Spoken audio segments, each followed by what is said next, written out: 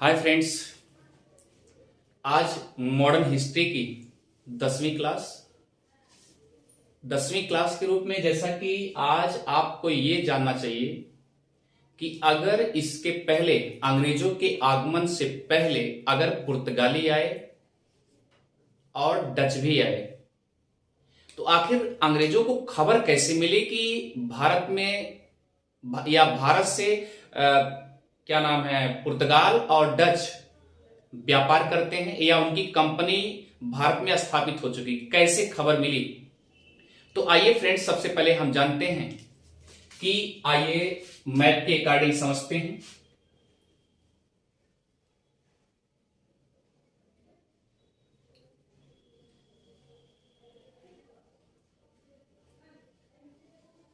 ये आपका north America और ये आपका साउथ अमेरिका है, क्लियर। और ये आपका अफ्रीका है, ये आपका इंडिया है। इसी को सोने की चिड़िया पहले कही जाती थी, लेकिन अंग्रेज और डच और पुर्तगाल आकर के सब कुछ बेकार करके सोने की चिड़िया को सोने चिड़िया नहीं बनने दिए, लूट लिए। और याद रखिए, ये वाला पोर्शन ये आपका ग्रीनलैंड है, ये आपका ग्रीनलैंड है। और यहां पर ये थोड़ा ऊपर बनाते हैं, एक ग्रीनलैंड है और यहां पर आपको मिलेगा ब्रिटेन, जिसे पहले कहा जाता था United kingdom. United kingdom note करते जाइएगा। आज इसी को ब्रिटेन कहते हैं और ब्रिटेन की राजधानी है लंदन, क्लियर। इतनी बात तो अच्छे से समझ में आ गई। अब फ्रेंड्स, यहां पुर्तगाल है और ये पुर्तगाल, इसके बाद ये आपको बताया गया स्पेन है, और ये आगे आएंगे तो फ्रांस मिलेगा, यहां पर आप आएंगे तो बेल्जियम मिलेगा, यहां पर आएंगे तो आपको डच मिलेगा। एक सीक्वेंस वाइज ध्यान दीजिएगा। यहां पर इंग्लिश चैनल खाड़ी भी है। अब आप सोचिए, या जब इसके पहले, अंग्रेजों के आगमन से पहले, अंग्रेजों के आगमन से पहले डच आए और पुर्तगाली आए, पुर्तगाली लोग आए। तो फ्रेंड्स, एक बात याद रखिएगा, आखिर जब ये व्यापार होता था, इसका मतलब कि यह क्या करते थे, लिस्बन से या स्पेन से या जितने देश आते रहे, सब व्यापार के माध्यम से यहां पर यूनाइटेड किंगडम में भी मसाले जाते रहे होंगे। ये आप गेस लगाइएगा, क्लियर। अगर यहां पर मसाले ना जाते होते तो इनको जानकारी नहीं पता चलती। तो याद रखिए, यहां पर एक छोटी सी कंपनी थी, अर्थात ब्रिटेन में 1551 में एक छोटी सी कंपनी थी जिसका नाम था, याद रखिएगा, गवर्नर एंड मर्चेंट कंपनी। और यह कंपनी पूरे ब्रिटेन में जॉन कंपनी के नाम से भी जानी जाती है।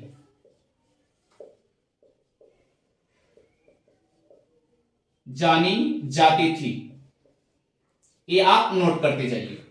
तो फ्रेंड्स, आप ध्यान दीजिएगा, यानी कि वहां पर 1551 में एक कंपनी थी जिसे गवर्नर एंड मर्चेंट कंपनी, बहुत छोटी मोटी कंपनी थी, अर्थात एक छोटी मोटी कंपनी थी। तो ये समझ सकते हैं यहां की बहुत प्यारी कंपनी रही होगी, जिसे जान से भी ज्यादा, अर्थात उस कंपनी को जान कंपनी भी उपमा दे दी गई। अर्थात आप समझ सकते हैं, गवर्नर एंड मर्चेंट कंपनी को जान कंपनी भी कहा जाता है ब्रिटेन की, क्लियर।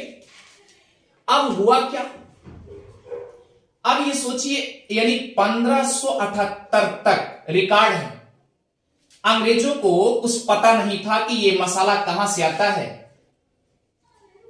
ये सब कुछ पता नहीं था, अर्थात व्यापारिक यात्रा भी नहीं पता था। जैसे 1578 सन लगा, उस समय याद रखिएगा, एक थे सर फ्रांसीसी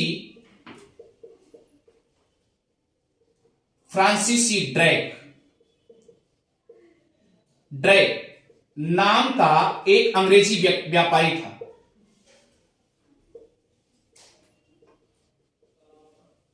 था। क्या नाम था? सर फ्रांसीसी ड्रैक नाम का एक अंग्रेजी व्यापारी था।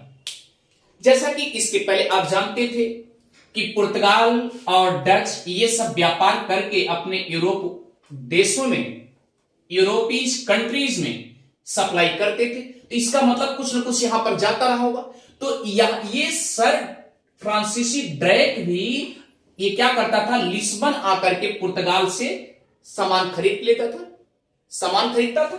और जब ये सामान खरीदता था तो एक दिन ऐसा कंडीशन हुआ कि 1578 में इसका पता नहीं कैसे मूड बन गया, सर फ्रांसीसी ड्रैक का ऐसा मूड बन गया कि ये आया लिस्बन के पास। और लिस्बन में इधर से जहाज मसाला लेकर जा रही थी। और जैसे लिस्बन के पास पहुंचता है, ये सर फ्रांसीसी ड्रैक ने इस जहाजी बेड़े को लूट लिया। ये बात तो समझ में आ गई।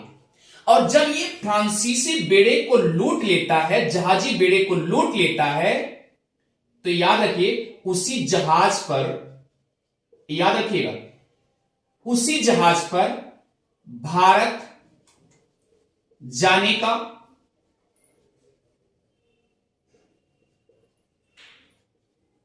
समुद्री मार्ग का मैप था, नक्शा था, उसको मिल गया।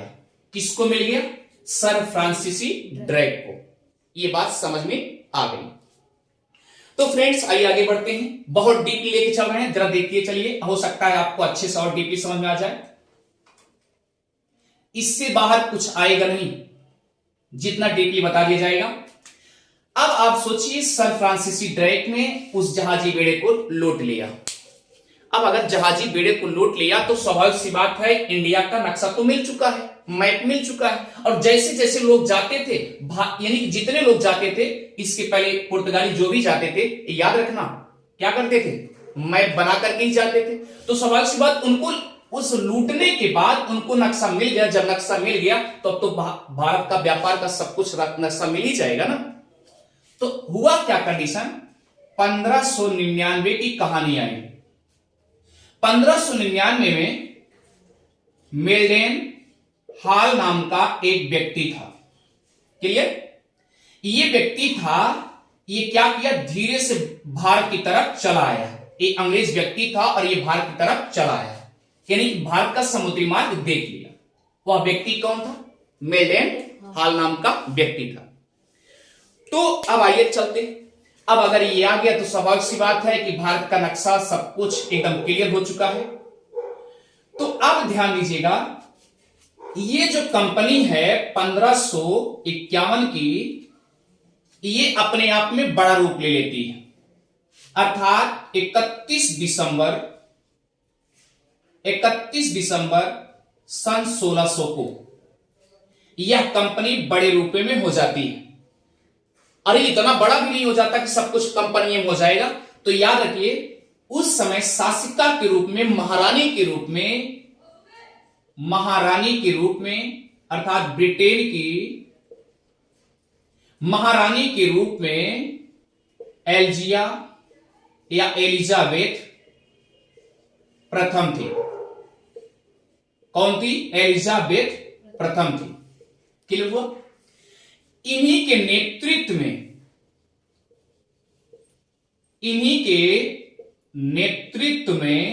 एक कंपनी बनाई गई।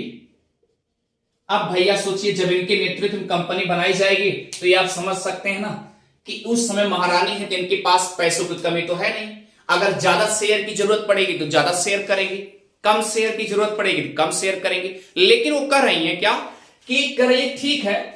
इसके पहले आप जरा दिमाग लगाइए कि अगर सन 1551 में गवर्न मर्चेंट कंपनी छोटी सी है, तो इस कंपनी को कन्वर्ट करने में अगर हम इनको कंपनी को लेते हैं, तो इसका मतलब अगर इनमें जो जितने लोग हैं उनको अगर बिछड़ा देते हैं तो क्या होगा, ये सब क्या करेंगे, भैया हम नहीं बनाने देंगे कंपनी, तो क्या करेंगे, नहीं बनाने देंगे, तो एक विद्रोह जैसा होगा कि नहीं होगा।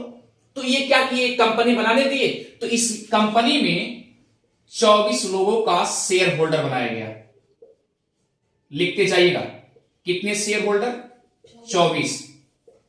आप सोचिए, अब वह कंपनी का नाम जो बनाया गया, कंपनी का नाम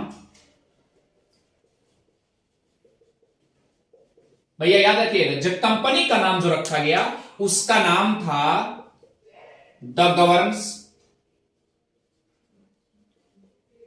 एंड मर्चेंट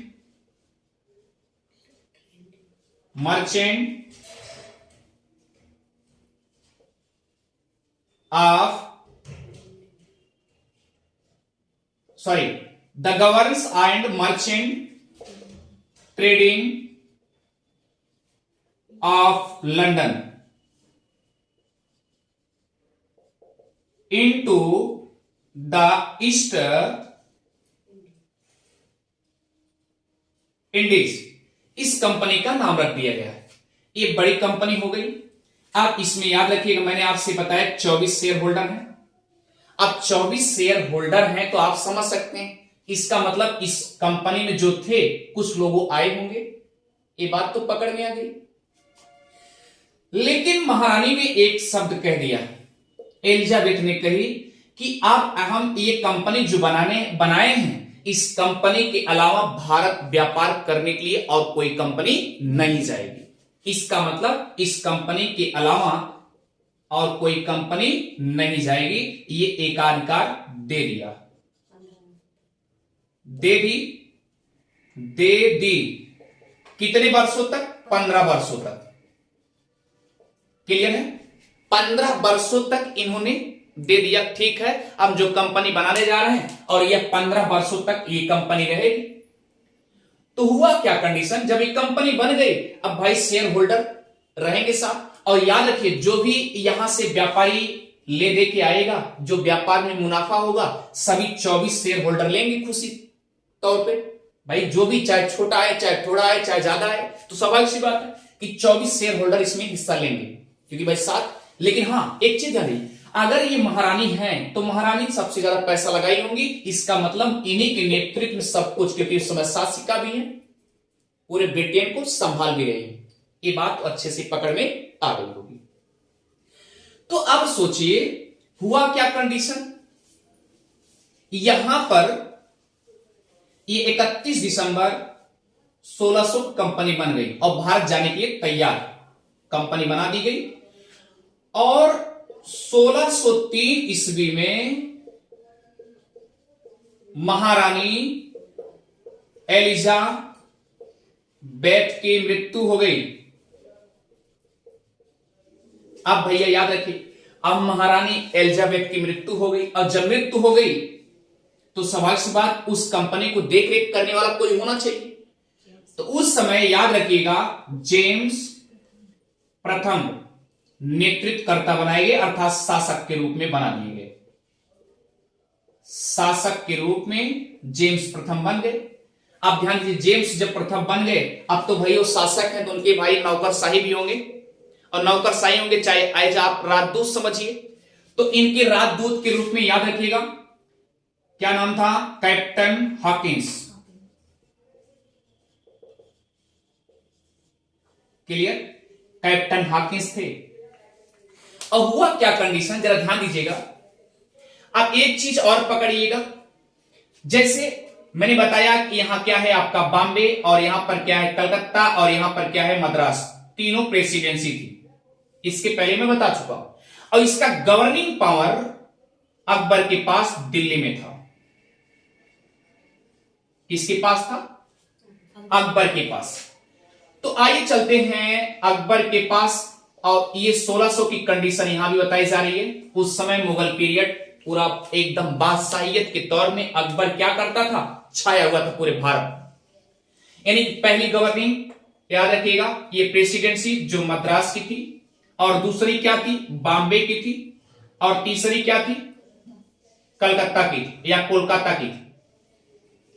तो तीनों प्रेसिडेंसियों के माध्यम से ये समझिए पूरे भारत का संचालन किया जा रहा था।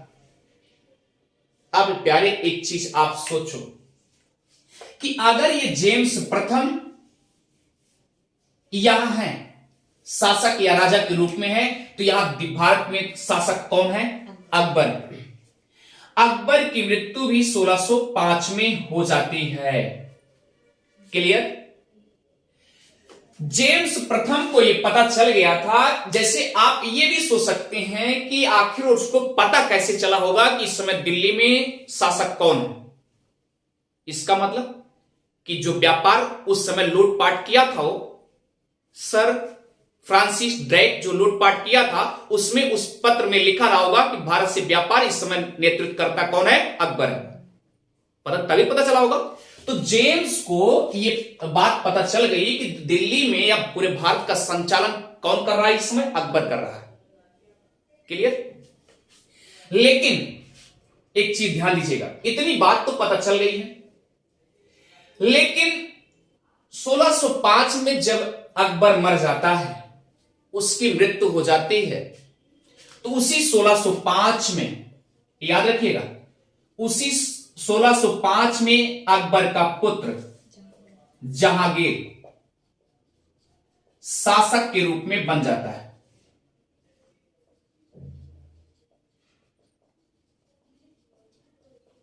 शासक के रूप में बन जाता है। कौन बनता है?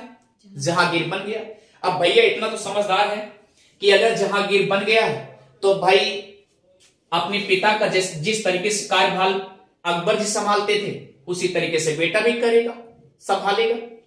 लेकिन एक चीज ध्यान दीजिएगा, जहांगीर जो है, पहली चीज तो मुगल शासक था ही, क्लियर, और वह बाबर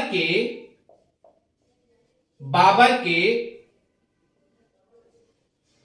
मूल भाषा उर्दू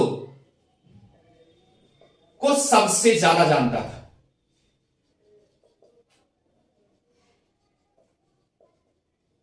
सबसे ज्यादा जानता था। अब आप ध्यान दीजिए, अगर सबसे ज्यादा जानता है तो एक बात याद रखिएगा, इसका मतलब यह है कि ज्यादा जानने का मतलब यह नहीं है कि पूरा भारत उसी उर्दू से संभाल लेगा। इसका मतलब कुछ अगर शासक के रूप में कुछ और भी जानता हो, फारसी ये भी जानता था, और क्या जानता था, इंग्लिश कुछ थोड़ा बहुत ये भी जानता था। ये बात तो पकड़ में आ गई, तभी तो भाई विदेशी लोग आ रहे हैं, अपना को सब कुछ जान रहे हैं। ये बात तो पकड़ में आ गई। चलिए ठीक। अब इधर क्या हुआ, जेम्स अपने कैप्टन हॉकिंस राजदूत के रूप में भारत के लिए भेजते हैं कि कहते हैं, एक कैप्टन ए हॉकिंस, आप ऐसा करो, आप भारत चले जाओ, एक बार वहां देखो क्या पोजीशन है, और हां ये जो मेरी कंपनी बनी है, इस कंपनी को आपको वहां पर फैक्ट्री के तौर पे, कारखाना के तौर पे, वहां अपने कुछ छोटी मोटी कंपनी के तौर पे यहां पर खोलना भी। और याद रखिएगा, जेम्स प्रथम एक खत लिख दिए। कौन लिखे? जेम्स प्रथम। जेम्स प्रथम ने एक खत लिखा, एक पत्र लिखा। भैया एक पत्र लिखा, वो भी अकबर के नाम पर। अकबर के नाम पर एक पत्र लिख दिया। अब आप अंदाजा लगाइए, अकबर के नाम के पत्र लिख रहे हैं, इसका मतलब कि अकबर की मृत्यु हो गई और जेम्स प्रथम को पता भी ना चला। क्लियर? अगर पता होता कि जहांगीर वहां शासन कर रहा है, तो शायद ये जहांगीर के नाम का पत्र लिखते, तो अकबर के नाम का पत्र नहीं लिखते। ये बात पकड़ में आ गई। अच्छा ठीक, अगर ये अकबर के नाम का पत्र लिखते हैं तो उस पत्र में क्या लिखे थे, जरा ध्यान दीजिएगा कि अकबर महोदय, याद रखिएगा इंग्लिश में लिखे ही थे। क्लियर? और कुछ कुछ वर्ड इंग्लिश में लिखे और कुछ स्पेशली उर्दू में लिख दिए थे, क्योंकि भाई मुगल पीरियड तो है। और पत्र में क्या लिखे थे जरा ध्यान दीजिएगा, उन्होंने लिखा था, मैं अपनी छोटी सी कंपनी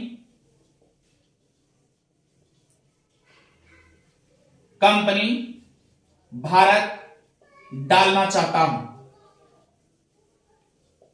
क्लियर? अपनी छोटी सी कंपनी भारत में डालना चाहता हूं। क्लियर? लेकिन जो आप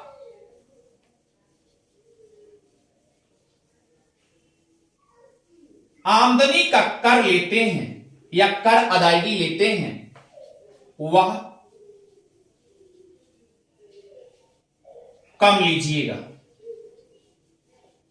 ये खत या पत्र लेके भेज दिए। किसको भेज दिए?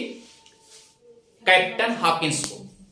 तो फ्रेंड्स आइए, अगर कैप्टन हॉकिंस को लेके भेज दिए तो आप अपना अंदाजा लगाइए कि अगर कैप्टन हॉकिंस वहां जाएगा तो करेगा क्या फिर। अब सवाल उठता है कि कैप्टन हॉकिंस को ही क्यों भेजा गया, क्योंकि याद रखिएगा कैप्टन हॉकिंस यह उर्दू का जानकार, इसे मिटा दे रहे हैं,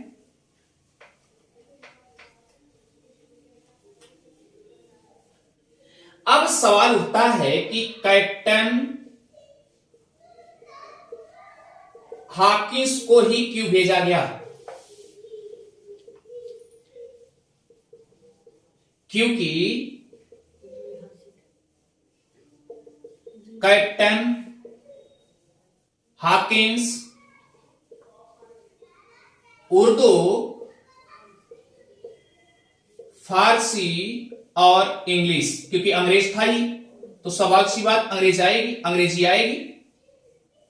द इंग्लिश मैन को अगर इंग्लिश ना आई तो बेकार है।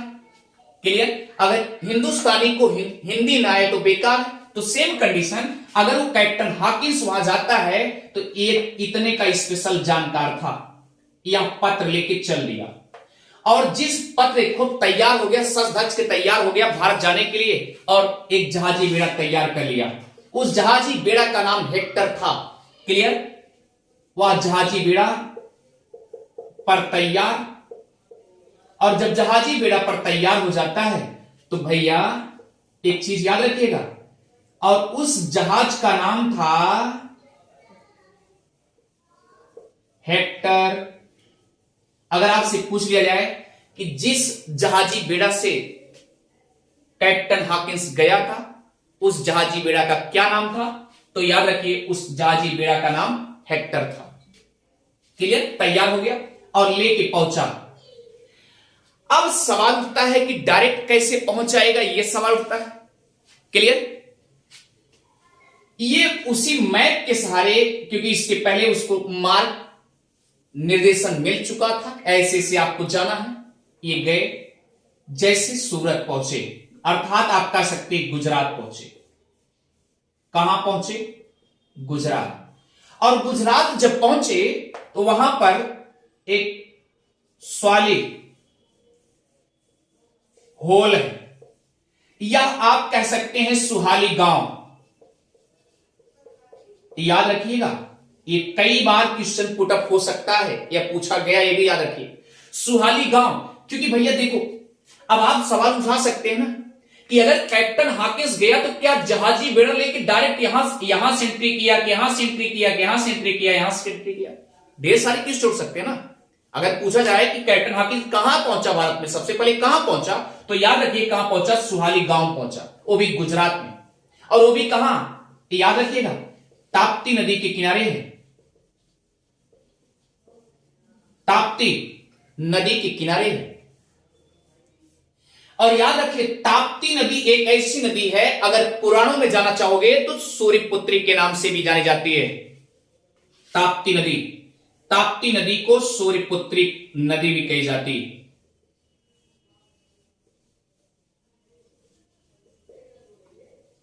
क्लियर? ये सूर्यपुत्री नदी ताप्ती नदी को तप्त हुआ, यानी तप्त एकदम ज्वलित रहते हैं, लेकिन यहां उसके नाम पे रखा गया, ना कि ज्वलित रहता हमेशा एकदम गरम गरम रहेगा, ऐसा कुछ नहीं है। केवल उसका नामकरण पुराणों में कहा गया, अर्थात मत्स्य पुराण में कहा गया, स्कंद पुराण में भी चर्चा की गई है, और वह भी ताप्ती को सूर्यपुत्री के नाम का दर्जा दे दिया गया। अब सवाल उठता है कि सुहाली में जब पहुंचा, सुहाली तट पे पहुंचा जाके, आप एक बात याद रखिएगा, अपना दिमाग लगाइएगा कि अगर सुहाली तट पे पहुंचा, क्लियर, कहां पहुंचा, सुहाली तट पे पहुंचा, तो फ्रेंड्स एक बात हमें बताइएगा कि इसके पहले आप जानते होंगे कि यहां पर पुर्तगाल और डच अपना क्या बना चुके थे, कंपनी, अर्थात कोठियां बना चुके थे। अगर कंपनी बना चुके थे, कोठियां बना चुके थे, तो आप अंदाजा लगाइए क्या इनको आने देंगे, नहीं आने देंगे, क्योंकि कोई नहीं चाहता कि हमारे घर में कोई विदेशी आए, कोई बाहरी आदमी आए, तो स्वाभाविक सी बात, यहां पर पुर्तगाली इनको क्या करेंगे, खदेड़ेंगे, अर्थात बाहर निकालेंगे, कहां आए हो, जाओ जाओ। तो उसके बाद जैसे यहां पहुंचता है, तुरंत पुर्तगालियों ने टोक दिया, क्या कहे कि आपको पता है, आपको पता है कैसे आप जहाजी बेड़ा लेके यहां चले आए, क्योंकि अरब सागर पे हमने बताया था इसके पहले, आप पिछले वीडियो में देखेंगे, जब पुर्तगालियों पे जाएंगे तो वहां मैं बताया हूं कि अल्मेडा भी कह चुका था कि अरब सागर और हिंद महासागर पर ये केवल पुर्तगालियों का अधिकार है। अगर कोई बेड़ा आया तो समझ लेना उसको टैक्स भरना पड़ेगा। लाइसेंस है आपके पास लाइसेंस नहीं है तो आप कैसे जा सकते हो, नहीं जा सकते। ये बात तो समझ में आ गई। तो अब फ्रेंड्स आइए चलते हैं आगे, कदम बढ़ाते हैं। अब ये जमावड़ा लग गया, अब डिस्टर्ब होने लगा, इसको पुर्तगालियों ने एक छूट दी। चलिए ठीक, अगर आप आ गए तो कोई बात नहीं, आप केवल शहर कहां जा सकते हैं, आगरा जा सकते हैं। तो आपसे एक क्वेश्चन याद रखिएगा फ्रेंड्स, अगर आपसे कोई भी एक क्वेश्चन पूछे कि कैप्टन हॉकिंस को डायरेक्ट वहां अनुमति मिल गई थी क्या, नहीं मिली थी। अगर अनुमति मिली तो कहां मिली जाने के लिए, आगरा। तो याद रखिएगा कैप्टन हॉकिंस को आगरा जाने की अनुमति मिली, केवल, बाकी और कहीं नहीं। और यह भी क्या नाम, पुर्तगालियों ने यह भी कह दिया कि आप तो चले आए हैं, ये आपको पता नहीं है, भारत में जितने बंदरगाह हैं सभी बंदरगाहों पर पुर्तगालियों का शासन चलता है, आपको पता है ना। क्योंकि इसके पहले याद रखिएगा, यहां पर अंदाजा लगाइए, अकबर यहां दिल्ली में बैठा था, अकबर दिल्ली में बैठा था। पिछले वीडियो में पुर्तगालियों के बारे में जब हम चर्चा किए थे, जब पुर्तगाली आए थे, पुर्तगालियों को अकबर को भी टैक्स देना पड़ता था, याद रखिएगा। किसको देना पड़ता था, अकबर। अब अंदाजा लगाइए, उस समय अकबर जब यहां था तो याद रखिए अकबर और यहां पर महारानी एलिजाबेथ एक समतुल्य मानी गई, क्योंकि ये पूरे संपूर्ण भारत को देख रहा था और उधर एलिजाबेथ किसको देख रही थी, ब्रिटेन को देख रही थी। तो इसलिए अकबर को समकालीन किसको कहा जाता है, एलिजाबेथ को। तो एक क्वेश्चन ये भी याद रखिएगा, अकबर का समकालीन एलिजाबेथ को कहा जाता है, वेरी वेरी इंपॉर्टेंट, क्लियर। या समकालीन कौन थे, तो एलिजाबेथ थी। ये बात शायद समझ में आ गई, ठीक है। आगरा जाने की अनुमति मिल गई, आगरा से बेचारे ये एमपी में भगे, कौन भगे, हॉकिंस एमपी में गए। एमपी से याद रखिएगा वहां पर एक शासक थे जिनका नाम था अमीर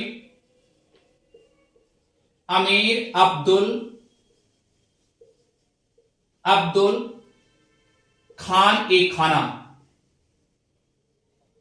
अब्दुल खान ए खाना, यहां पर एक वायसराय के रूप में देख रहे थे। क्लियर? हुआ क्या कंडीशन?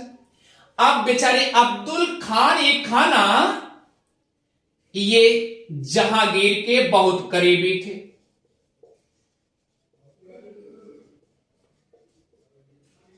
करीबी थे। अगर ये अब्दुल खान जो है ये जहांगीर के अगर बहुत करीबी हैं तो आप अंदाजा लगा सकते हैं, उर्दू तो अच्छी तरीके से जानते होंगे। अब उसके बाद क्या हुआ, याद रखिए, कैप्टन हॉकिंस का साथ देने लगे।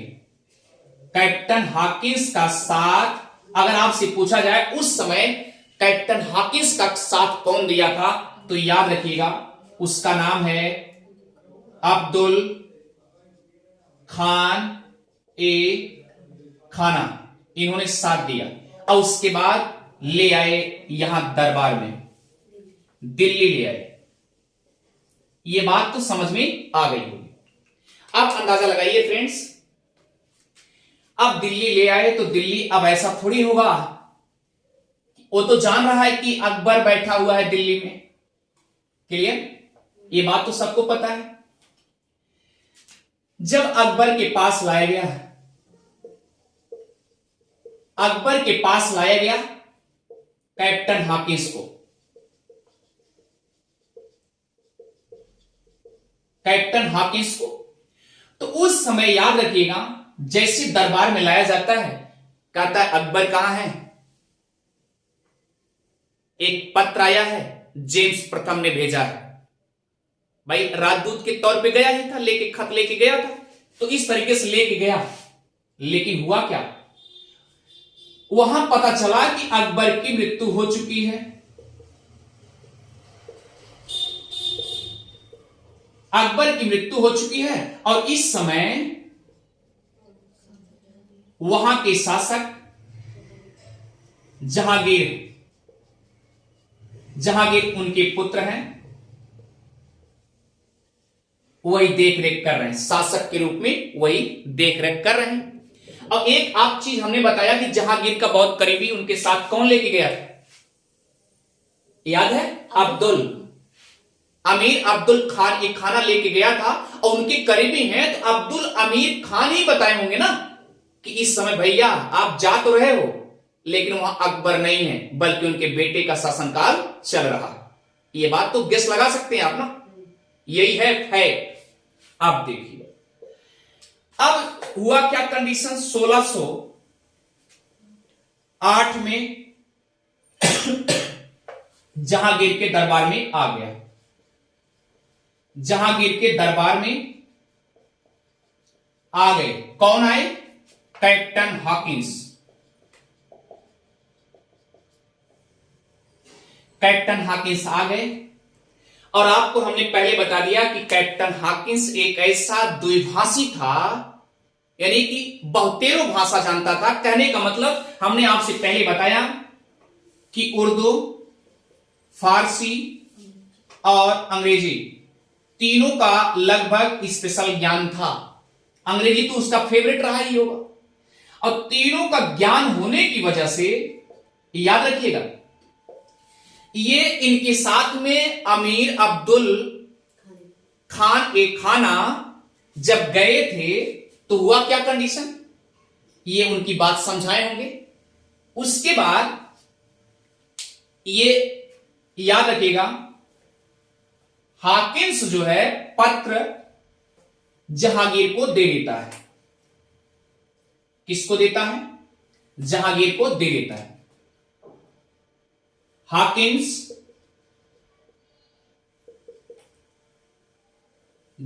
किसको देता है? जहांगीर को।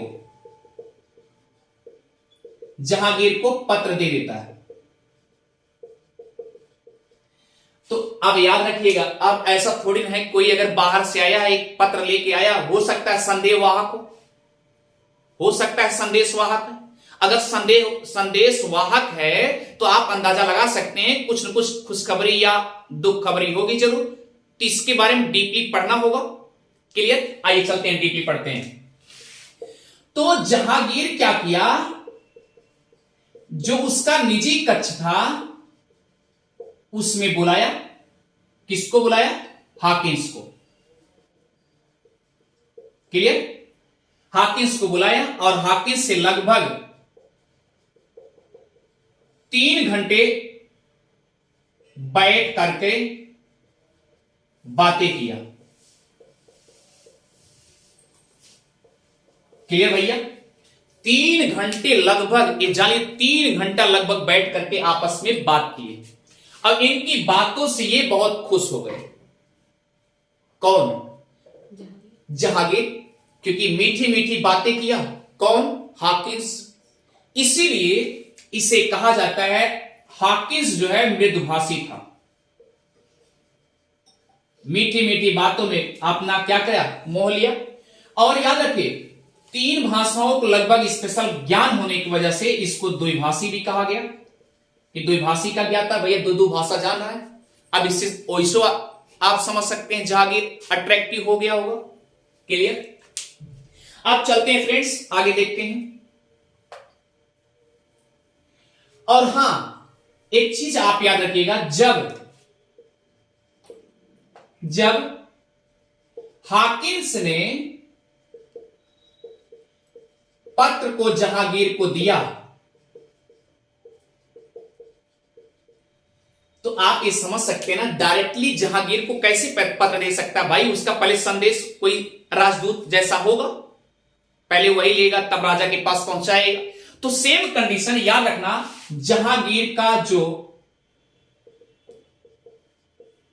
राजदूत था उसका नाम था जेसुइट। अब जेसुइट मतलब याद रखिएगा एक क्रिश्चियन था। क्रिश्चियन कहां से आए थे? पुर्तगाल से। इसका मतलब यहां का पुर्तगाली कौन था नौकर? ये था जेसुइट। तो जेसुइट क्या किया, ये भी उर्दू का ज्ञान रखता था। ये तो था क्रिश्चियन, पुर्तगाल से आया हुआ था। अब हमने आपसे पहले बता दिया कि इसके पहले, अंग्रेजों के आने से पहले पुर्तगाली आए थे। इसका मतलब दरबारी का काम कौन कर रहा है? जेसुइट। अब क्या जेसुइट चाहेगा कि कोई विदेशी आके हमारे यहां से व्यापार करे? नहीं चाहेगा। क्लियर? अब सोचिए जेसुइट ये क्या किया, पत्र खोल दिया। पत्र खोल दिया, पत्र खोलने के बाद राजा को सुना दिया।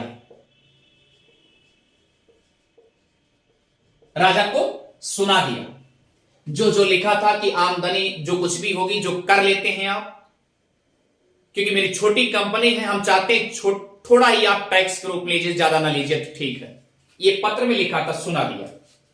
अगर आपसे पूछा गया जब हॉकिंस पत्र लेके गया था तो क्या डायरेक्ट राजा पत्र खोल के पढ़ना शुरू कर दिए? नहीं, बल्कि राजा के समक्ष जेसुइट पुर्तगाली दरबारी के रूप में क्या किया? वही पढ़ के सुना दिया। ये बात तो समझ में अच्छे से आ गई होगी। तो फ्रेंड्स आगे चलते हैं। अब हुआ क्या कंडीशन? राजा एकदम खुश, यानी जहांगीर एकदम खुश। जहांगीर एकदम खुश।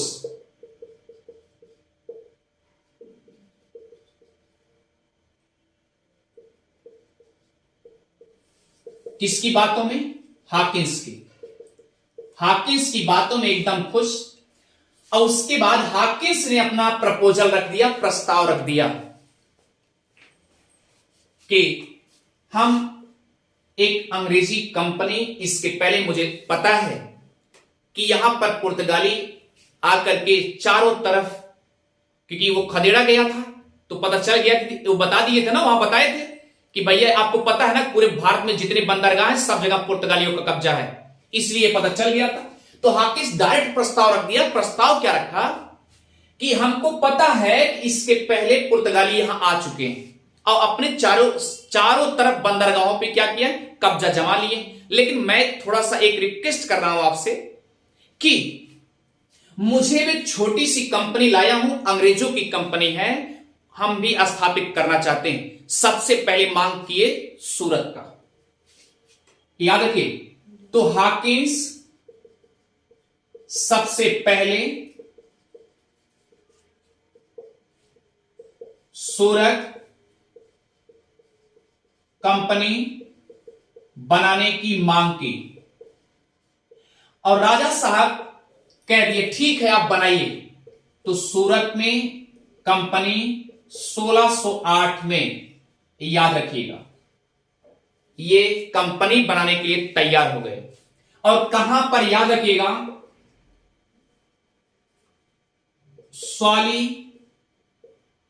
स्वाली या आप कह सकते हैं सुहाली गांव में। सुहाली गांव में कंपनी बनाना शुरू कर दिए। अब ये सोचिए, इसके पहले हम बता चुके हैं कि पुर्तगाली भी क्या किए हैं, यहां पर अपना कब्जा जमा चुके हैं। तो अब आप सोचिए कि ये चाहेंगे, पुर्तगाली चाहेंगे कि सुहाली तट पे और किसी का कंपनी खुले, नहीं खुले। तो ये क्या किए, डायरेक्ट जहांगीर के दरबार में पहुंच गए। आपने ये क्या किया, जब आपको पता है कि मेरा ये सब कुछ चारों तरफ दावा है, मैं कब्जा कर चुका हूं, तो मेरे बगल कैसे आपने अनुमति दे दी। उसके बाद इसको खदेड़ने लगे। किसको खदेड़ने लगे, हाकिस को। हाकिस बेचारा अब क्या करे, ये भाग के चले गए कहां, दिल्ली।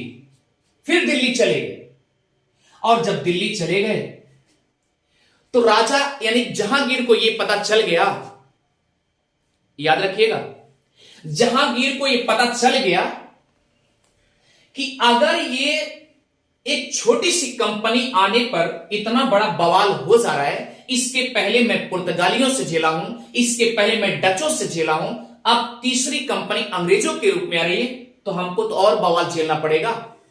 इससे बेटर है पहले हम हाकिस को समझाएं।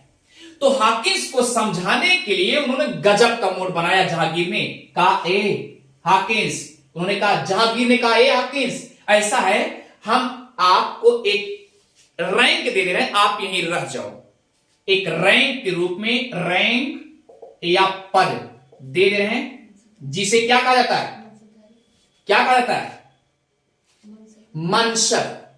क्या कहा जाता है, मनसब। इन्होंने कहा मैं आपको एक रैंक दे दे रहा हूं या पद दे रहा हूं, मनसब।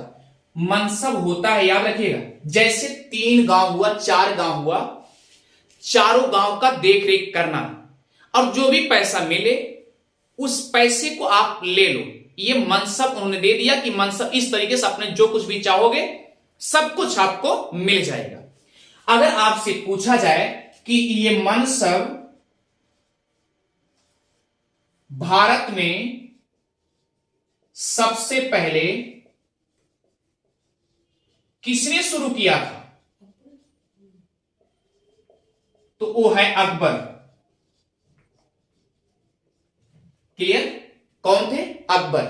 तो इन्होंने, जहांगीर ने कहा कि ऐसा है, आप आज मनसब बन जाएंगे, धीरे धीरे 3-4 टोलों का मुजावना बनेगा और धीरे धीरे 3-4 टोलों के मालिकाना हक दे दिया जाएगा, आप मनसबदारी करने लगेंगे।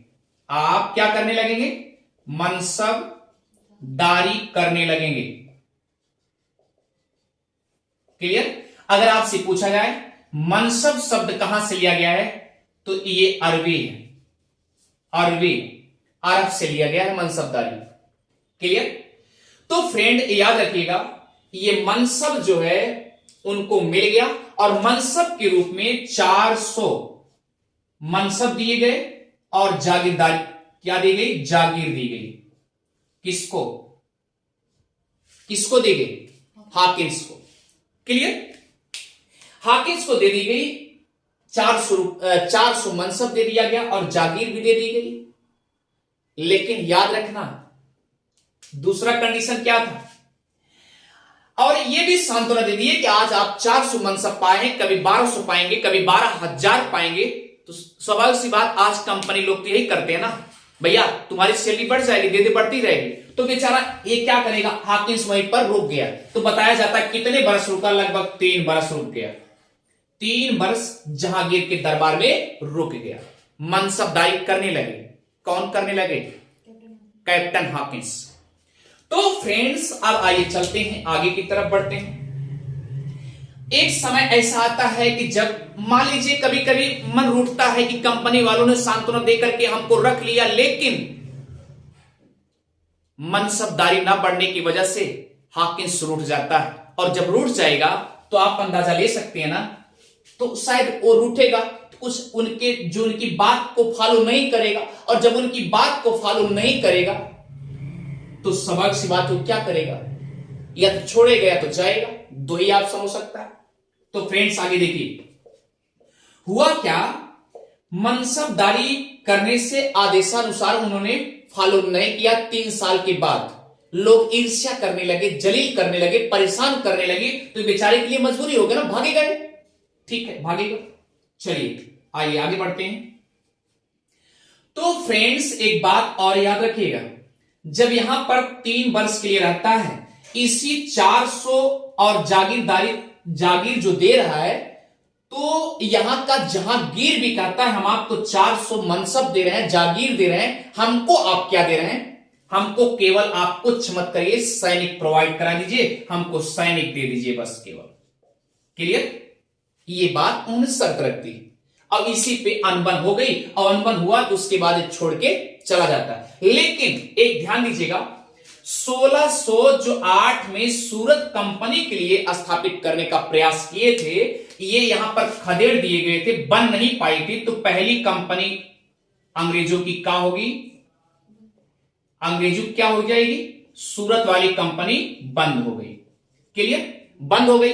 तो यहां से फिर बेचारे भगे, यहां से भाग करके 1611 में, याद रखिएगा 1611 में मसूलीपट्टनम में अपनी पहली कोठी लहरा दिए, यानी पूर्ण रूप से पहली कंपनी कहां स्थापित किए, मसूलीपट्टनम। लेकिन याद रखिए 1611 में जब इन्होंने मसूलीपट्टनम में पूर्ण रूप से कंपनी स्थापित कर दी, तो फ्रेंड्स आप एक चीज जानते हैं ना, जब ये लगता है अब तो हमारा जलवा कुछ धीरे धीरे बनने लगा, तब धीरे धीरे कंपनी और बनाने का मोड बनता है। क्लियर है? तो अब आइए 1611 की कहानी थोड़ा सा और देखते हैं, इसके बाद थोड़ा सा और रह गया, उसके बाद आगे बढ़ते हैं। अब आप सोचिए 1611 की कहानी, तो जब यहां कंपनी पड़ गई 1611 में, यहां पर हाकिंस क्या किया था, एक ध्यान दीजिएगा, हाकिंस क्या किया था, हाकिंस एक छोटी सी कंपनी थी, उस कंपनी में जिसे मिडिल टन में शामिल हो गए। और जब मिडिल टन में शामिल हो गए, इनकी एक छोटी कंपनी थी, ये व्यक्ति का नाम याद रखिएगा, इनकी कंपनी में शामिल हो गए। क्लियर? और जब इनके साथ हो गए भैया, तो याद रखना ये मिडिल्टन जो व्यक्ति है, ये 1611 में सूरत में पुर्तगालियों को खूब खदेड़ मारा, जबरदस्त मारा, यानी परास्त कर दिया, हरा दिया। सूरत में पुर्तगालियों को हरा दिया। अब भैया सोचिए, जब पुर्तगालियों को हरा दिया, तो अब यहां का पुर्तगालियों का वर्चस्व खत्म होगा कि नहीं होगा, खत्म होगा। ठीक है, अब पुर्तगालियों का वर्चस्व खत्म हुआ, और जब पुर्तगालियों का वर्चस्व खत्म हुआ, तब यहां पर क्या करेंगे, अंग्रेज अपना जलवा बिखेरेंगे, आएंगे। तो याद रखिए सूरत वाली कंपनी को, सूरत वाली जो रुक गई थी, सूरत वाली कंपनी क्या हुआ, या पुनः आदेश मिल गया कि भैया बना लो। कब मिला, 1612 में। और पूर्ण रूप से 1613 में यह कंपनी बनकर तैयार हो गई।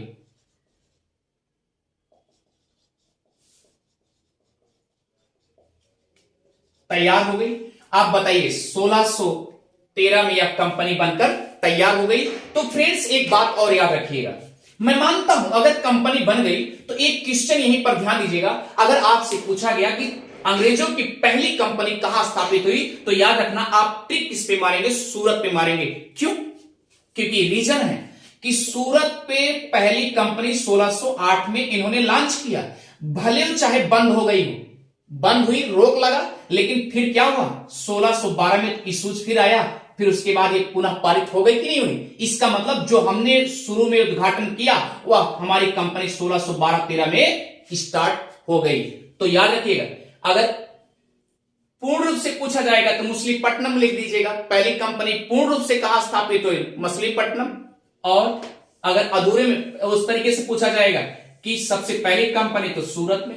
तो फ्रेंड्स, मुझे लगता है कि आप अच्छे से समझ पा रहे होंगे। और याद रखिए, ये मछलीपट्टनम को आज मछलीपट्टनम भी कहा जाता है। ये आंध्रा के तट पे है, ये भी याद रखिएगा। इस मछलीपट्टनम, अगर आप एटलस पे जाओगे, कहीं भी जाओगे, तो एटलस पे आपको मछलीपट्टनम तो बिल्कुल मिलवे नहीं करेगा। मिलेगा क्या, मछलीपट्टनम मिलेगा। तो फ्रेंड्स, ठीक है, यहां पर ये कंडीशन हुआ। अब धीरे धीरे और इनका वर्चस्व बनेगा। उसके बाद दूसरे राजदूत के रूप में रो आएगा। तो फ्रेंड्स, मुझे लगता है कि ये नेक्स्ट क्लास में आपको दे दिया जाएगा। इसे आप समझने का प्रयास करिए और फैक्ट टू फैक्ट के साथ आप डीपली इसे कॉन्सेप्ट बनाते हुए आगे बढ़ते चलिए। Thank you.